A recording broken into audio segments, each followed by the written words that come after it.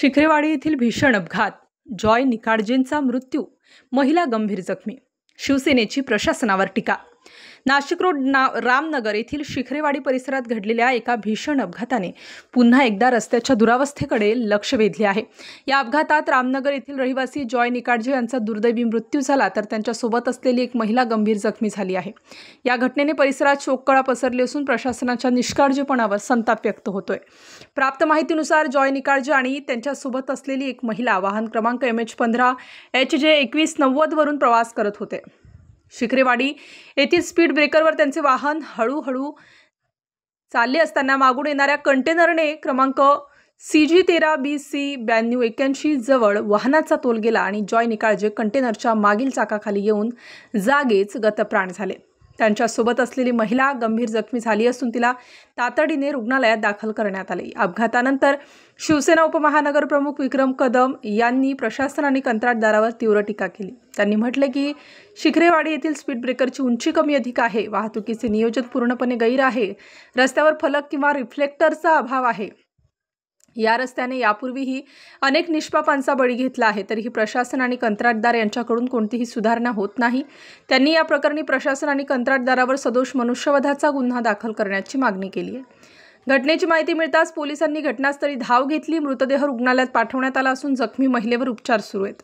Container चालकाविरुद्ध गुन्हा दाखल करण्याची प्रक्रिया सुरू आहे, तसेच कंटेनर जप्त करण्यात आला आहे। पोलिसांनी प्राथमिक तपासात कंटेनरच्या बेदरकार वाहन चालकाला अपघाताचे कारण ठरवलेले आहे। जॉय निकाळजेंच्या अकाली निधनाने त्यांच्या कुटुंबियांवर आणि परिसरात दुःखाचा डोंगर कोसळला आहे।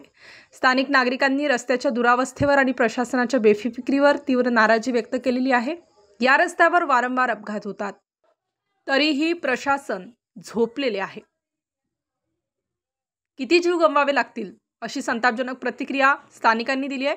प्रशासन कधी जागे होणार? या अपघाताने पुन्हा एकदा रस्त्याच्या सुरक्षिततेचा प्रश्न ऐरणीवर आणला आहे।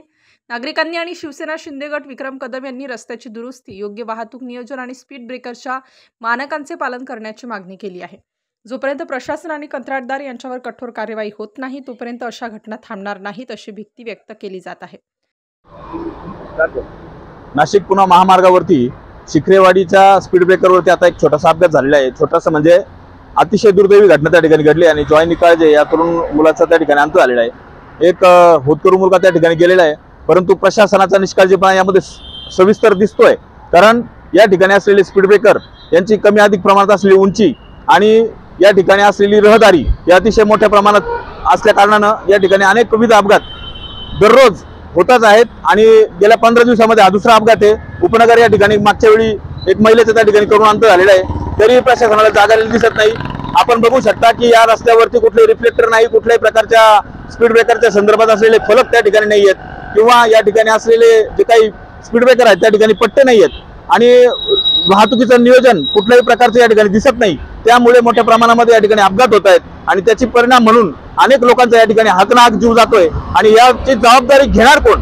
प्रशासन असेल किंवा या ठिकाणचे जे कॉन्ट्रॅक्टर आहेत त्यांनी मागे जो रस्ता अस्तारीकरण केलं त्याच्यामध्ये त्या रस्त्यावरची जी लेअर आहे ती भरल्यानंतर ते स्पीड ब्रेकरची उंची जी आहे ती कमी अधिक प्रमाणात ठेवल्यामुळे आणि काही ठिकाणी स्पीड ब्रेकर बुजवूनच टाकल्यामुळे अनेक विविध अपघात त्या ठिकाणी घडतायत। मी प्रशासन आणि या ठिकाणी कॉन्ट्रॅक्टरला डायरेक्ट जबाबदारच धरतोय। त्यांनी या घटनेची जबाबदारी घ्यावी आणि मला तर असं म्हणायचं की पोलिसांनी या ठिकाणी कॉन्ट्रॅक्टर आणि प्रशासनावर।